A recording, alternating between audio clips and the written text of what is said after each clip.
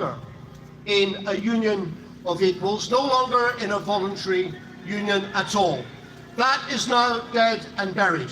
And unless the British Constitution is changed, then that means we are no longer partners in a union. We are prisoners in a political structure which we cannot change and which we are unable to leave. Now, that reality conflicts with the principle of the claim of right for Scotland and the right of the people who live in this country to determine our own future. A right that up till now has been accepted by a broad political consensus in Scotland and in the United Kingdom. Indeed, a right that was exercised in the referendum of 2014. And we are here tonight, first and foremost, to assert and defend that right to self-determination, and to say we will not submit, we will not give up, we will not give up our campaign for our independence. And the choice, the right to choose, the need to choose has never been more essential. You only have to look at what is happening in the United Kingdom at the moment. A government of spivs and millionaires that have recklessly engaged in a right-wing economic experiment that has brought misery and reduced the living standards of millions of ordinary people. A government hell-bent on putting pressure on the ordinary people in order to defend the wealth and capital of the few. And I have to say, when you look at Her Majesty's loyal opposition, it isn't that much better.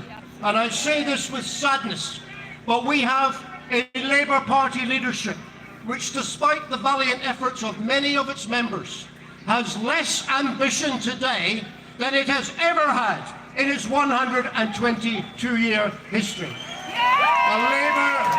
A Labour leadership terrified of putting up taxes on the wealthy, embarrassed to support the trade unions that funded it in their campaign for a living wage, and happy to acquiesce in post-Brexit isolationist Britain.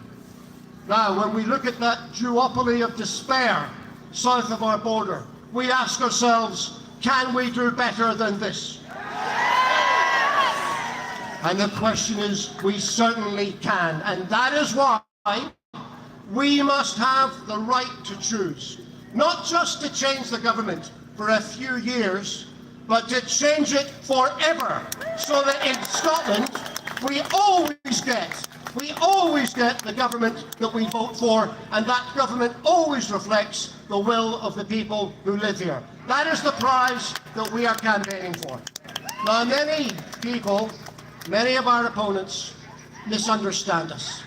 They think this campaign is just about identity and flags and emblems. It is not. This campaign is about power. It is about having the ability to change the world in which we live for the better, about having the political agency that comes with independence in order to change things around us.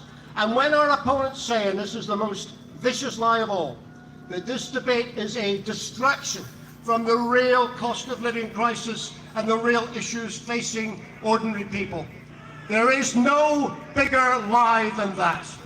Because rather than be a distraction, political independence for our country is the means to tackle that crisis. Not just for a day, but forever. We cannot really change the inequality of wealth and power in our society whilst we have no control over the movement of capital or labour across our borders. We cannot get the resources and investment we need to develop our 21st century activities, industries, without the power of independence. And that is why it is necessary, it is more essential than ever, that we have the right to choose and that we take that right.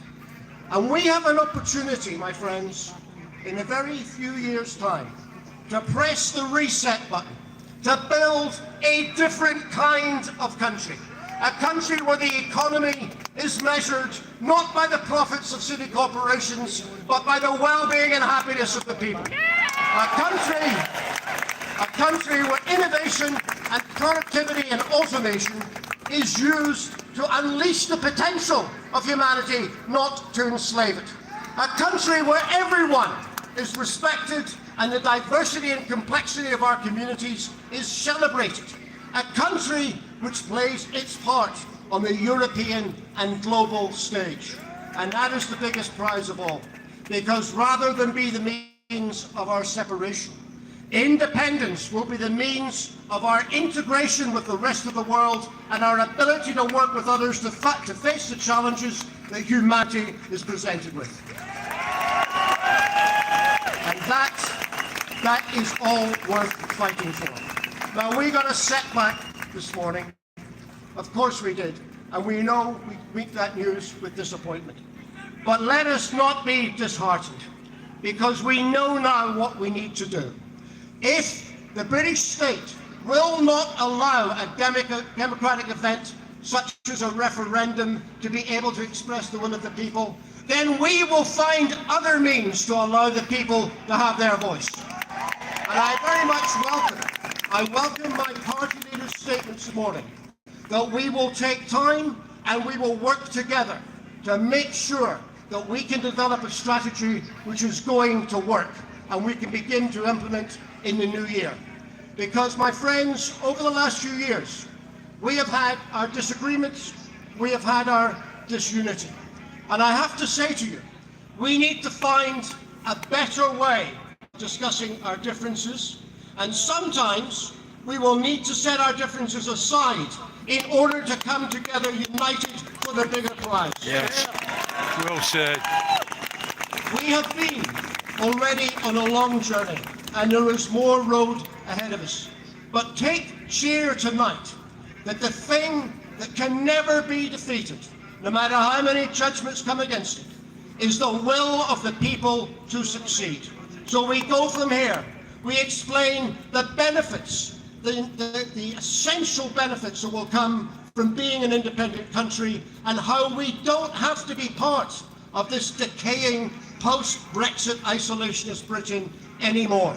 That does not have to enslave us. We have the opportunity, if we take it, to do something different and to start afresh. And that is a campaign worth fighting. I'll see you on the journey. Thank you. Yes. Okay, guys.